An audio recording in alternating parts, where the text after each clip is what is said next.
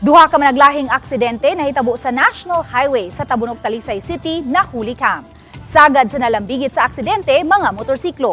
Ang detalye sa report ni Femari Dumabo.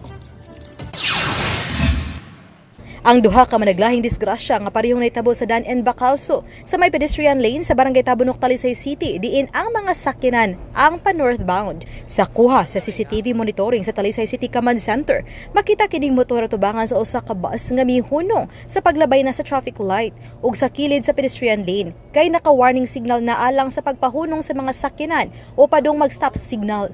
Apan ang nagsunod nga duha ka mga motorsiklo nga misuway og beating the red light ang midumbol sa naghunong nga motor. Ang duha ka mga nidumbol nga motor ang nangatumba uban sa mga sakay niini. Ang ikatulo nakalihay. 4 ka oras human sa unang aksidente nahitabo na usabang laing disgrasya sa susama gihapong dapit. Sa CCTV monitoring makita nga hinay lang ang pagpadaga niining itom nga motorsiklo kay paingon nang mo stop signal ang traffic light. Apan ang nagsunod nga motorista misuway gihapon sa pagbeating the red light nga misangpot na hinuon sa pagkadasmag niini sa nagunang motorsiklo ug mihatod sa ilang pagkatumba. Nakaangkon sila og mga minor injuries ug nagkasabot ra ang duha ka habig.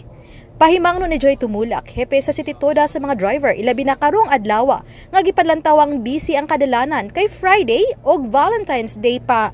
Nga extra amping ug focus sa pagmaniho ug mosunod kanunay sa traffic laws. Pahimangno sa to nga mga motorista nga kanunay lang gyud nga anaa kanunay sa presensya sa pagmaneho. Unya ug panalitan dunay mga makapadistract sa ilang una ug mahimo mohangyo lang kanila nga ipadaplin ng una unya seryosohon ang pagmaneho. Oban ni Cleofer Lumaya Gogrod Prado, Femari Dumabo. Balitang Bisdak.